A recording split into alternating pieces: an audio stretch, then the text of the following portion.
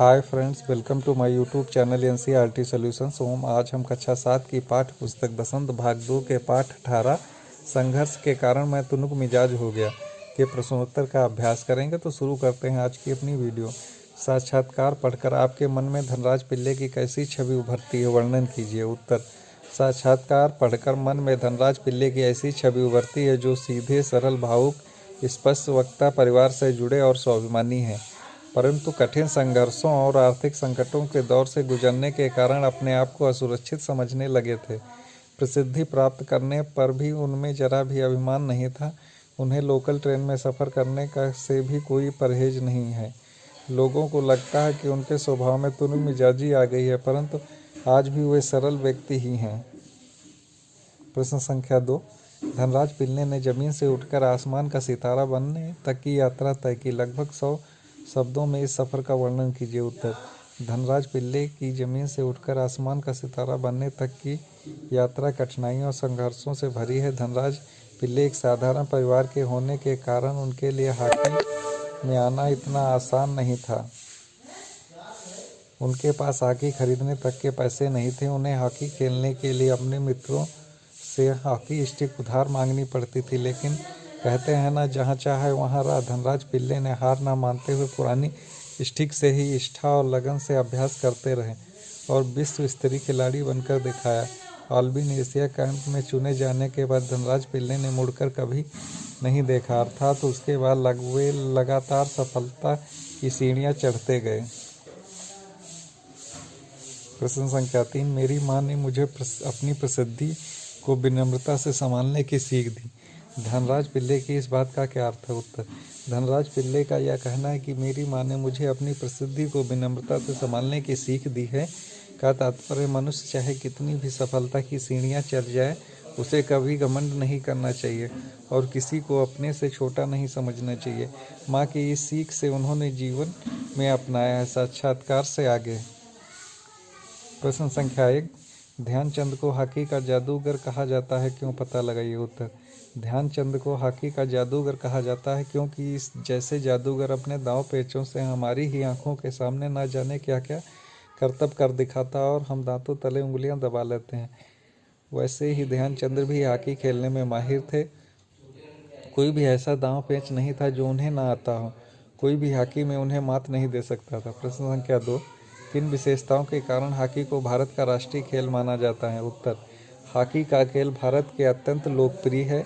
यह खेल भारत के प्रत्येक प्रदेश में खेला जाता है। इस खेल में भारत का विश्व पटल पर काफ़ी प्रसिद्धि दिलाई है।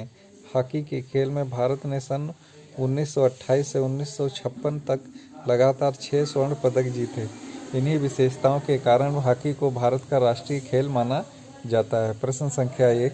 अनुमान और कल्पना। यह जरूरी नहीं कि शोहरत पैसा भी साथ लेकर आए। क्या आप धनराज पिल्ले की इस बात से सहमत हैं? अपने अनुभव और बड़ों से बातचीत के आधार पर लिखिए। उत्तर। हम धनराज पिल्ले की इस बात से सहमत हैं कि कोई ज़रूरी नहीं शोहरत पैसा भी साथ लेकर आए। इनका यह कथन बिल्कुल सच है, क्योंकि धनराज पिल्ले को स्वयं जितनी शोहरत मिली उतना पैसा प्राप्त नहीं हुआ। वे काफ़ी समय तक आम लोगों की भांति लोकल ट्रेनों में सफ़र करते रहे, जिसे देखकर लोग हैरान होते थे। हमारे देश में कई ऐसे उदाहरण हैं जिन्हें प्रसिद्ध व्यक्तियों को आर्थिक तंगी का सामना करना पड़ा। मसलन प्रेमचंद मशहूर शहनाई वादक उस्ताद बिस्मिल्लाह खां का उदाहरण ले सकते हैं। इन जैसे महान व्यक्तियों का जीवन आर्थिक तंगी के बीच व्यतीत हुआ है। प्रश्न संख्या 2। अपनी गलती के लिए माफ़ी मांगना आसान होता है या मुश्किल? उत्तर। अपनी गलती के लिए माफ़ी मांगना कठिन होता है, क्योंकि हम दूसरों के सामने अपने स्वाभिमान को झुकाना पड़ता है। माफ़ी मांगने का अर्थ है किसी के सामने झुकना, अपने को छोटा बनाना।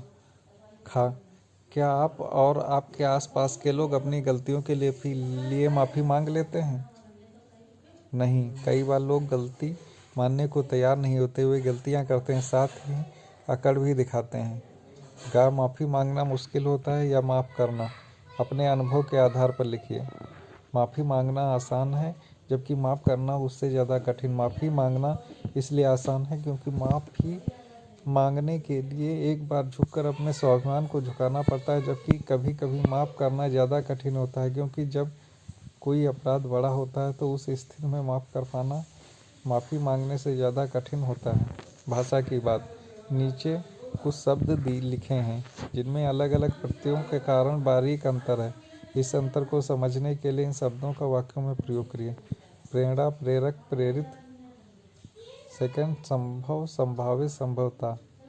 थर्ड, उत्साह, उत्साहित, उत्साहवर्धक। प्रेरणा, हमें स्वामी विवेकानंद के विचारों से प्रेरणा लेनी चाहिए। प्रेरक, मेरे दादाजी हमेशा प्रेरक कहानियाँ सुनाते हैं। प्रेरित, मुझे देशभक्तों के प्रेरक प्रसंग प्रेरित करते हैं। संभव, आज उसका दिल्ली आना संभव है। संभावित, अपनी संभावित कश्मीर यात्रा के लिए मुझे तैयारियां तो करनी होंगी। संभवतः पिताजी आज दिल्ली आए हैं। उत्साह, गर्मी की छुट्टियों में बच्चों का उत्साह देखते ही बनता है। उत्साहित, नया साल आने की खुशी में सब उत्साहित हैं। उत्साहवर्धक, स्रोतों की तालियां खिलाड़ियों के लिए उत्साहवर्धक होती हैं। प्रश्न संख्या 2, तुनुक मिजाज शब्द तुनुक और मिजाज दो शब्दों के मिलने से बना है। क्षणिक, तनिक और तुनुक एक ही शब्द के भिन्न रूप हैं। इस प्रकार का रूपांतर दूसरे शब्दों में भी होता है, जैसे बादल, बादर, बदरा, बदरिया, मयूर, मयूरा, मोर। दर्पण, दर्पण। दर्पण शब्दकोश की सहायता से लेकर एक ही शब्द के 2 या 2 से अधिक रूपों को खोजिए। कम से कम 4 शब्द और उनके अन्य रूप लिखिए। आग, अग्नि, ज्वाला। चांद, चंद्र, चंदा। समुद्र, समंदर, सागर। मातृ, माता, माँ। प्यारे दोस्तों, इस वीडियो को अपने दोस्तों तथा अपनी कक्षा के सहपाठियों के साथ ज़्यादा से ज़्यादा मात्रा में शेयर करें तथा हमारे चैनल NCERT सॉल्यूशन होम को सब्सक्राइब करना ना भूलें। पास वाले बेल आइकॉन को भी प्रेस कर दें जिससे आप सभी को लेटेस्ट नोटिफिकेशन प्राप्त होता रहे। नमस्कार दोस्तों।